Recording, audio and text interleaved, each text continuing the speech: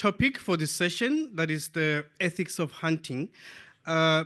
So just to give context, that it really goes without saying that the three root causes of loss of biodiversity is mainly increasing human populations. The second one as well noted as being, inefficiency of, decreasing efficiency of use of or utilization of wildlife resources. And the third one noted as actually being increasing per capita consumptive or consumption of wildlife. And with that, looking into the latter being utilization, inefficiency to utilize resources, we're looking at some of the utilization principles being hunting, being one of them.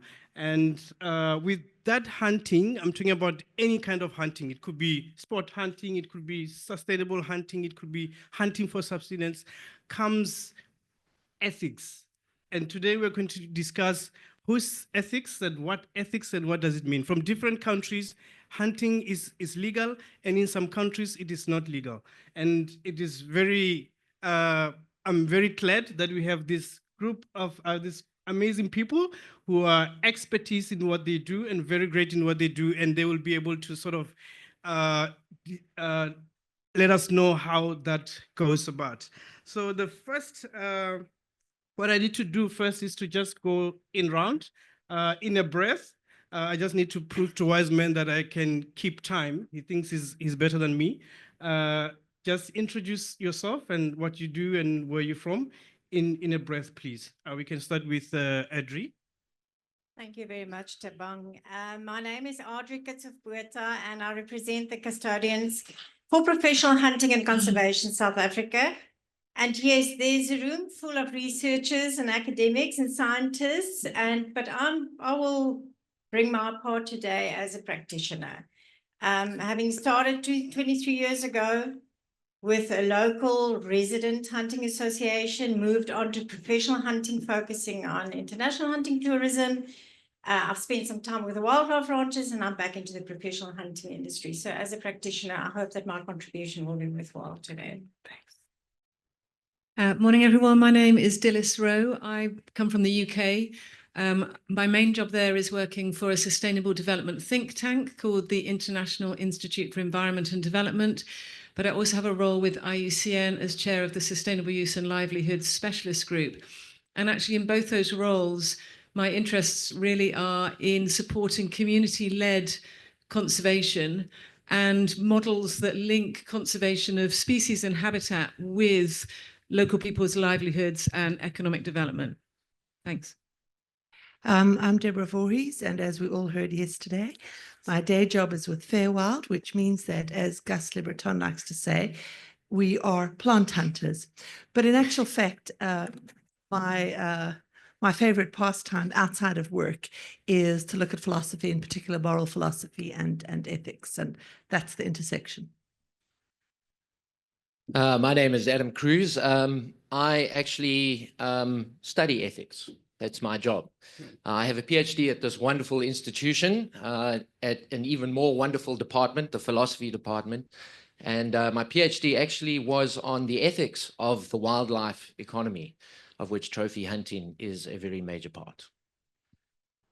Great, thank you very much. So it really looks that we really do have right people at the right stage to discuss a very relevant topic. So I'm going to start first with Adri. In your work as a practitioner and a leader as well in the organization that actually looks at professional hunting, what is it? How does like the cultural heritage and the traditional influence, how does heritage and culture actually influence the ethics of hunting?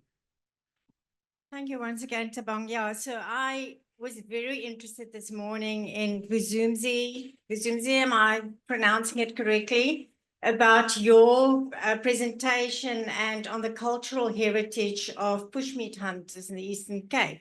So I think if anybody would have asked me personally as a hunter, because I'm not only representing the professional hunting industry, but also hunters, because hunting is hunting. So if anybody would ask, you might have expected me to tell you that my heritage came from a little girl being taken out into the veld by my dad with a pellet gun to shoot a little bird that I would afterwards braai outside to consume the meat. That's not how it happened at all. So I started my hunting heritage, my hunting career at the age of 50 years old. I won't tell you how long ago, but that's quite a bit. So, and that to me is proof that my hunting gatherer DNA is embedded in my genes. And with that, my intrinsic love for nature. And that is what I think if you would ask somebody, and we've got a doctor here who can tell us more about ethics, but my personal definition of ethics would be, how do I behave and how do I act if nobody else watches me? So you'll go to hunters and they'll tell you their ethics is based on their love for nature, about their love to secure nature, about the way that they would approach their hunting, fair chase hunting rules, about being skilled and knowing their limitations as a craftsman, as a hunter, about striving for a clean kill. That's probably what you will hear. And yes, I agree with that. I'm a hunter. But then we also have this whole thing about the identity politics that we have in these days. So as a hunter, and with me identifying as a hunter, I would say the biggest ethical action that I may take or could take is to leave a legacy for my children and their children and their children, to have a positive legacy of experiencing what I experienced one day, to actually connect with nature, to live in harmony with nature, and to understand who and what a hunter is, because you haven't done it, you wouldn't understand it, you wouldn't know what it's about. So that's my heritage and my legacy and everything about hunting ethics. Thanks very much, Adri. And yeah, I'm just going to allow a round of questions, and then we can then after that open the floor for discussion, and then come again for another round of questions, and then open the floor up for questions again from the audience. And Deborah, actually looking at the fundamental philosophical understanding of nature, and also how that informs the divergence or different views of hunting within the moral philosophies and understanding of those philosophies. How do we actually ethically justify the act of hunting when considering animal rights and also sustainable utilization of natural resources or wildlife in this case, in your opinion? Well, that's a far bigger question than can be answered in one day. So maybe I'll just pick on a couple things out of that, if I may. Please. It's really, really interesting. I think what is particularly interesting these days is the divergence of perspectives that we see. On the one hand, to talk about the sort of pro-hunting side first, Adri, actually, you put that across so powerfully. In all my research on hunting and aesthetics and hunting and virtue ethics and all of those things, this comes across, and you've said it so well. You know, it's about this transcendent process of an individual hunter engaging with nature and feeling part of nature that is very powerfully appreciated by hunters. So I want to put that out there. And then, of course, also we have the more sort of consequentialist approach, which says, well, hunting brings benefit to societies in various ways. And I'm sure Dilys is going to talk about that, so I won't. But those are the pros. The one is very much an individual ethical approach. It says, I feel this is right for me. And this one, it says, well, it brings benefits over there. But on the other side, we have a divergent view which says, how ought we as a society to behave? How ought we as a society to engage with nature? And that has really evolved over the last few hundred years in very different ways. 55,000 years ago, people hunted not just for food, but also to take hunting trophies. This is a very interesting fact. I just double-checked against my research this morning because I hadn't read this damn thesis for such a long time. But that's very interesting.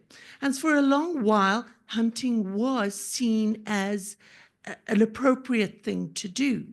But the times have changed.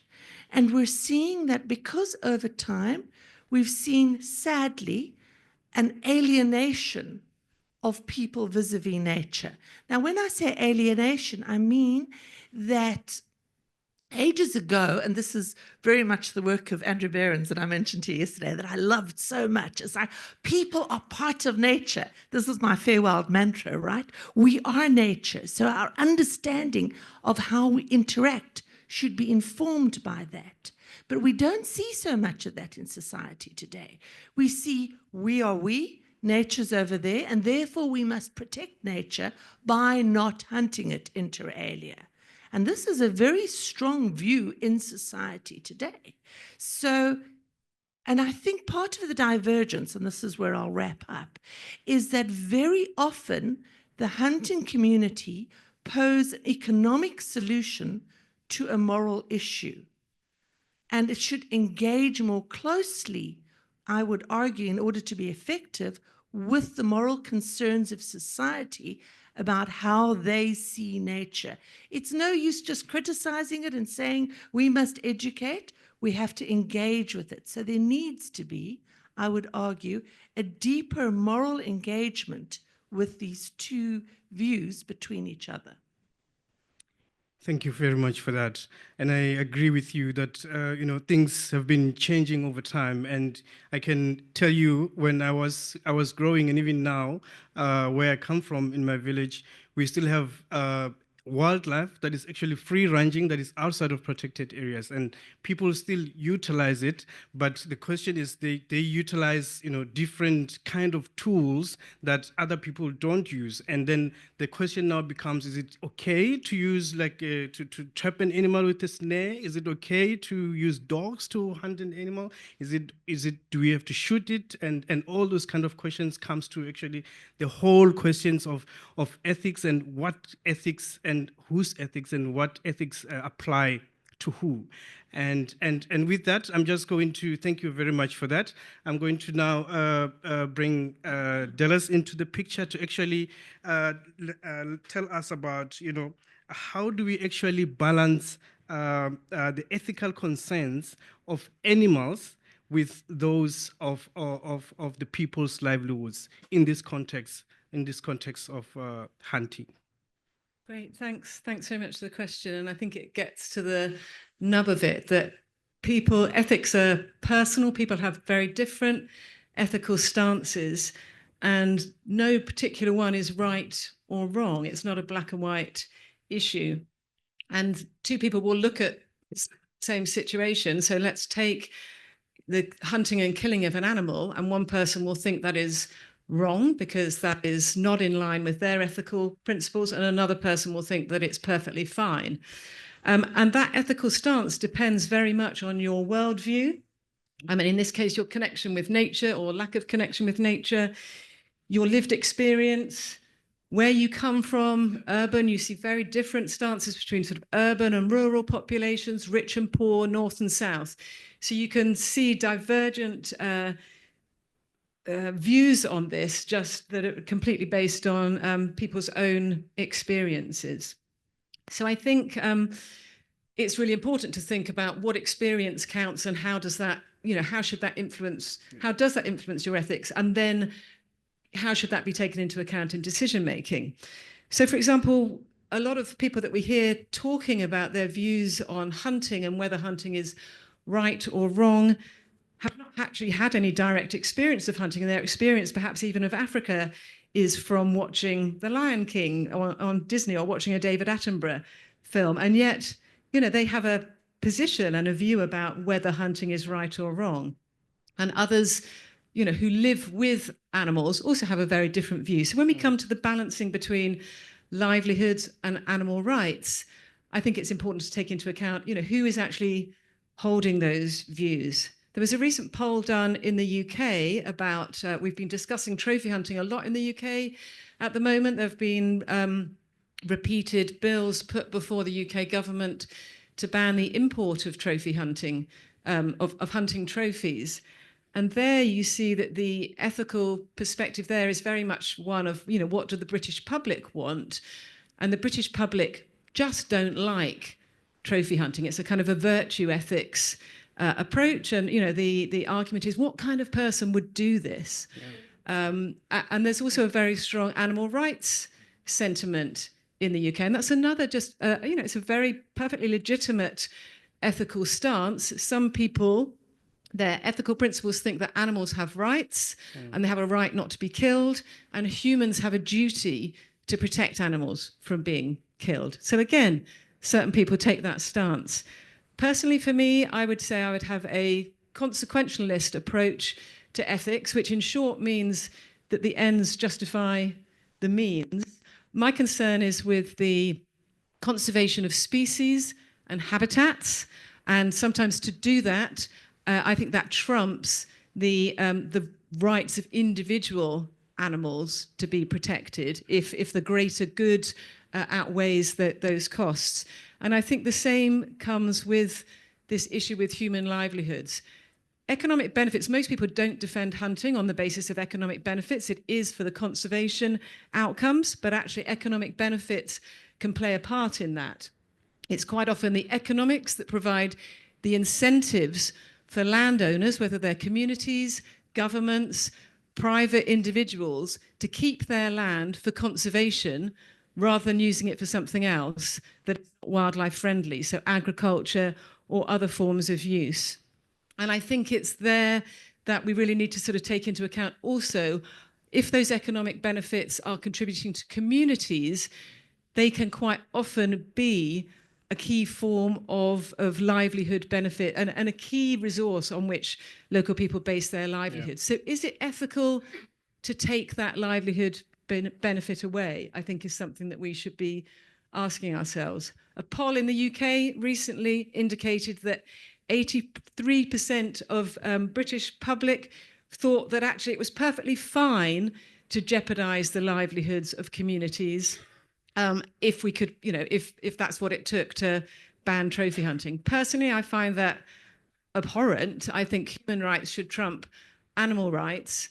But again, that's what some people think. And as I say, it depends on your ethical stance. So for me personally, I think the economic benefits and the livelihood support that they provide is part and parcel of delivering incentives for conservation. But for others, then that's not an acceptable aspect. Thanks, Dilys. Yeah, and I agree with you. I agree with you 100% that, I think hunting has it benefits, has to some extent benefits to conservation. And I think it is in the way that the practitioners who are hunters portray the whole activity that sparks the whole ethics debate and all that, And someone once asked a question like, why do I have to post an animal with it after shooting it? And while the money that I used to hunt goes to build a school, but I'm not posting a school that has been built. I'm not showing a scholarship that is given to a child in a rural community who's benefiting from that.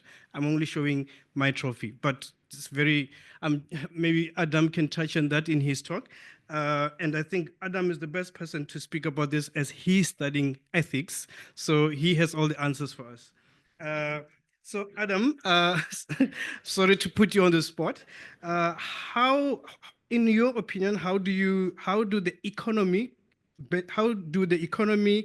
benefit of hunting, especially trophy hunting, conflict with the ethical principles that you are studying or you have studied? Thank you. I don't think actually it conflicts. Dilys just brought up the economics, and we mentioned at the beginning, that's economics versus ethics. Well, actually, economics is an ethic. So, and I'll explain about that in a bit of a second, but let's just talk about ethics, right? I mean, what is ethics? I mean, we here in the wildlife world, we have gathered together a prodigious amount of information on wildlife and the natural space. I mean, we've got researchers here, we've got veterinarians, we've got an economist, at least one I know, Mike. Hi. So we've got the knowledge, but it's in the field of ethics that determines how we act on that knowledge. And this is why ethics is so important. This is not some wafty little sort of, this is how I feel, this is how you feel. It's actually a very important topic. This is the first science.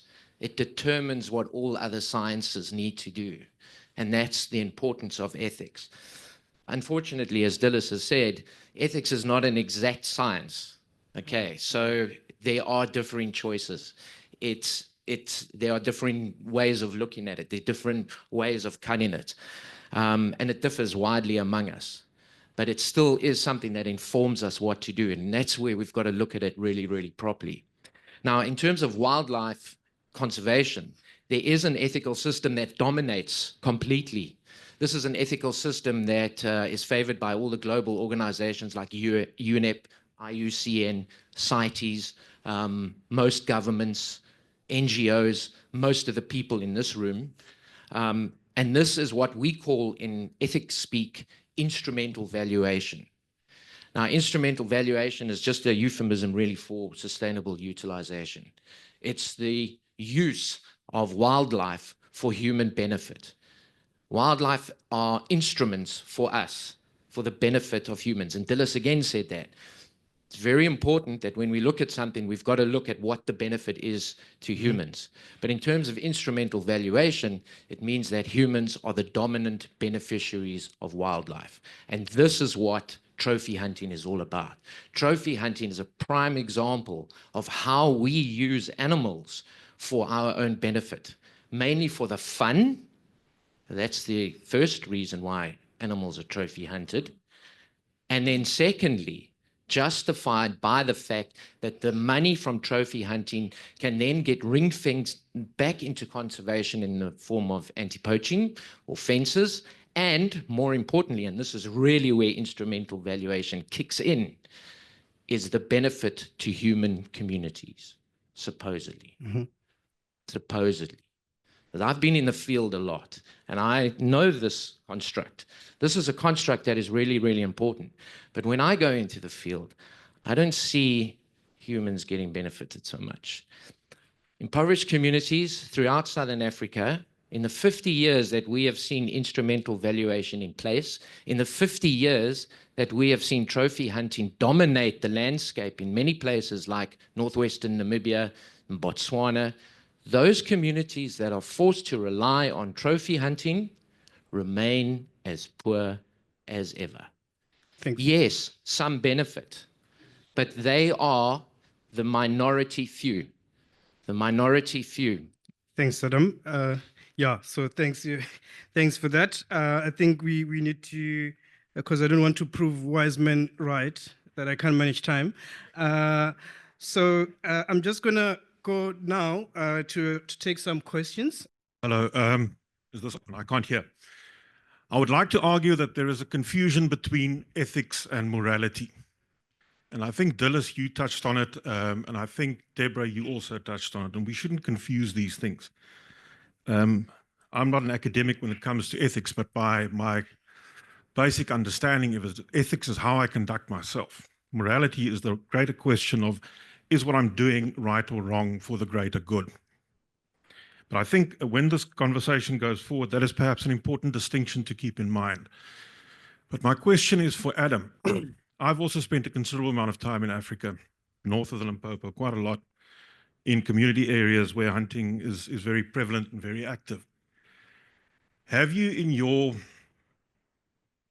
and for lack of a better word, I'm going to call it research, have you used your, or have you considered the fact that it is the community that asks for the hunter to come to their area and utilize their resource? It's not the hunting outfitter or the hunting operator that goes to the community and says, we want to utilize your resource and we are not going to worry about anything else. Have you considered the question, it is the community that is asking the outfitter, come to my area, utilize my resource. And then what happens to the benefit of the use afterwards is determined by the community, not the trophy hunting outfitter or the trophy hunting operation that operates in that area. Have you considered that? Because I think asking a goat herder along the road, have you received a benefit? And the goat herder says, no, I haven't. Well, maybe he hasn't received the benefit because his chief somehow blocked the benefit from getting to him. So my question is really just, have you considered that question? Thanks. Let's do a few questions and then yes, the gentleman has the mic. Yeah, I'd just like to ask under the, or just to direct it to Dilys with the UK trophy import ban. My understanding is Britain has also a history of trophy hunting, and that's also embedded in that culture. Would it not then make sense, or I'd be interested to know these individuals with the view on banning trophy imports from Africa or other locations. Would it not then make sense to ban trophy hunting in Britain as well? And maybe just your reflections on that. Thanks. Thanks. If we can keep the question as brief as possible. Lindy from the back. Thank you. Quick comment from my side. So we hear the words morality and ethics. And I think one of the questions we need to ask ourselves, whose morality and whose ethics dominate the space? And as people living in the global south and as Africans, we really have to get serious about this question. So in a world that is ostensibly post-colonial, how can it be that the ethics come typically from urban areas or the global north? Thank you. I'm going to take last question and then we will have our panelists addressing the questions. Mark, is that Mark? The gentleman with the green, sorry. Yeah, well, the first thing it's about the place for ethics in this colloquium. We have discussed a lot of meat. This meat comes from animals which are killed, and nobody has posed a question on the meat and the people that eat the meat. So this is a big topic. What we have seen around is a lot of misinformation, too much. And then recently, this misinformation is being opposed in the real thing. The more important question that we should put on hunting is about responsibility, not about ethics. Who is responsible to maintain the most habitat in Africa? Who is responsible to maintain the most anti-poaching? Who is responsible to maintain the most financial benefits to some departments? So I would like the people that disguise ethics as anti-hunting's bias feel to put their mouth where their money where their mouth is, because we don't see any of their money into conservation. Thanks for that comment. The last question, and then we will then come back to the panel. Yeah, thanks. I think just to fit in, what is said back here and so on, I'm not sure how much you guys know about the Somali pirates, but these Somali pirates are actually fishermen, and their fisheries were sold off to other role players, and they no longer had fisheries, and they had nothing left to do, so they started to figure, well, let's go get a boat and chase the boat away, and then they realized, well, now I've got the boat. And then they're like, well, I can now sell this boat. And then they're like, well, maybe I should hijack them more regularly and I get more money. And so coming to what I think we were talking about, African morality or whatever, my question is from an ethics or morality point of view, Was that morally correct for these Somali pirates? Because I think whether you're talking about Africans getting benefit, do Africans have an ethical or moral right to benefit from their resources, whether they're picking up a berry that's hunting, now they're picking up a live thing, which is a mupani, and next thing they're just eating the meat, which was somehow collected without the animal dying, and then maybe, let's say, the extreme where somebody was shooting it as a trophy. Either way, do they have the right? And then if so, in the Somali pirate thing, do they have the right to fight for it?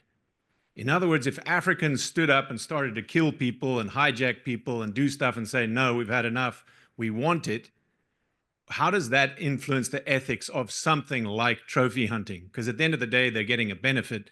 They were getting a benefit from their fishery. They're no longer getting it. They're now demanding a benefit from their resource. Now you're coming through our waterway. We have no more fish, so we're going to extort money out of you guys. Is that morally correct or not? And what if they started to demand that out of their buffalo? Thanks. That was actually the last question from the floor.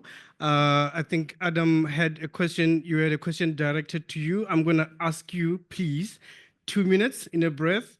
You answer that question and also give your sort of concluding remarks, as we only have 10 minutes left. Thank you so much. Appreciate it. No ways I can do that, but I'll try. All right. First question. Ethics and morality, the same thing. All right. Same thing. Next thing, yes, I have considered that. I have done the research. You are speaking of the community as an homogenous single entity. And at the same time, you actually admitted that it's not, because the chief or the foundation or whoever is getting the money from the trophy hunting are the people that get the money and don't distribute it. Even if they did distribute it, it filters through to so many members of the community that nobody gets anything. I reiterate my point. Those communities are poor. They get nothing. They get next to nothing. They're not driving around in Land Rovers. You guys are. You guys are. But they aren't. So they are not benefiting from trophy hunting. You trophy hunters are making a mint. And that's the answer to that. Alex, just quickly, Alex and I were at school together, actually, so he's giving me a hard time. Thanks. Yeah, no, I won't talk about the Somali pirates, but I will I get the analogy, and that's absolutely correct. The thing is, trophy hunting is neo-colonial. It's neo-apartheid. It's the kind of thing that exploits and subjugates Africans. Africans don't trophy hunt. You guys do, but Africans don't. So maybe, and hunting, they can pick up the Mapani birds, they can go hunting, but this isn't trophy hunting. So there's a difference between hunting and trophy hunting. And that's just the point I want to make. Thanks, Adam. Yeah, so Adri, do you want to maybe answer one of the questions and also give your last words? Remarks. I mean, hunting is hunting.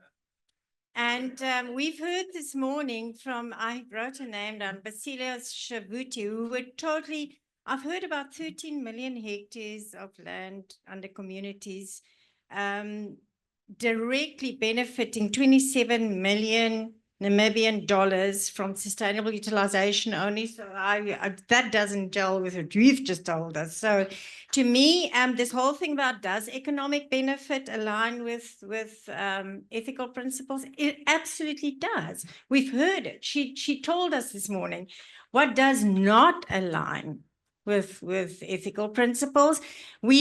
What do align is all the scientific peer-reviewed information that we have, for instance, about Namibia and what we've seen this morning again. What does not align is misinformation being published or videos or shared in a way that has an emotional, referring, for instance, to Botswana here, where 100% of the income derived by hunting by the communities in Botswana will be taken away if requests for a ban on elephant hunting goes through because of misinformation referring to hundreds of elephants being hunted instead of 0.2% elephants being hunted. So if we stop misleading information, we will stop this call for bans, and we will ensure that the communities can thrive, do what they do best, do what we best, conserve our habitat for future generations. That's my Thanks, Adri.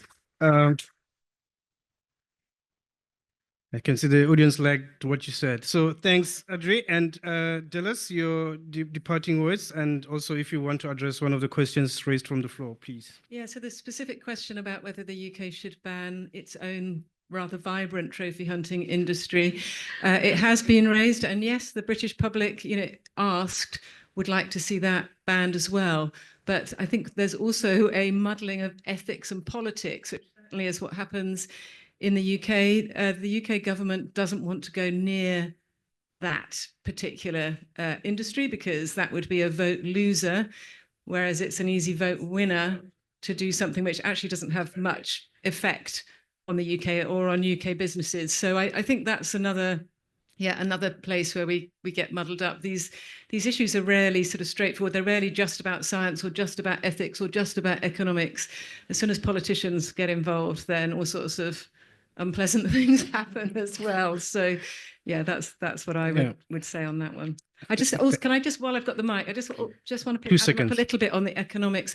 I think when we're thinking about the economics of hunting, it's not just about the cash that's left at the end and who gets cash and how it's distributed. The decision as to whether to keep your land for hunting or convert it to agriculture or do something else with it is also an economic decision. So I think, if people are deciding to keep their land under wildlife because they're benefiting from hunting or tourism or a mix of the two or whatever, that's an economic decision. So let's not downplay that. And I think that's the greatest benefit of hunting, that it provides that incentive for keeping land for wildlife. So I think most proponents of hunting would not necessarily argue for it on the economic grounds in terms of the cash that it generates or the job that it generates, although those benefits are real, but very context specific and very, very variable in different locations.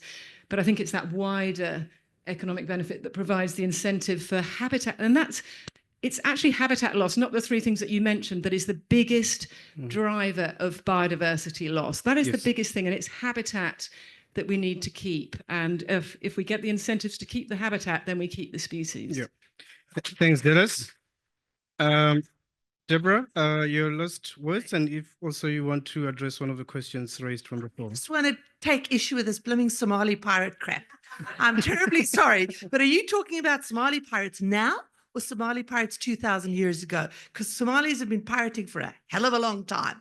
But anyway, to get back to the issue at stake here, it's really complicated. And I agree with Dilys in the point that this should really be about conservation, because that's what we're here to talk about today, and conserving landscapes. And there are very complicating factors here, a lot of them. In part, there's a whole, and this is going to be very contentious, I know, there's the whole issue about the post-colonial view of parks. Is it even ethical to have parks where you chuck people out? So what does it mean to sustain landscapes? What does it mean to sustain our nature? We are part of that nature and we have to have an integrated view of it. So I just want to park that for thinking. And then also just to say as a final remark that people take moral decisions. People take moral decisions individually and as societies. And I take the point of the person that talked about how should urban areas take decisions for rural areas and things like that. We just have to recognize that thoughts and ethics evolve, moral decisions evolve. So some things that are right 100 years ago are not right now, like capital punishment in this country. And some things remain right. We have to think deeply and we have to engage with other people's views deeply and respectfully. And that's all I ask. Thanks very much.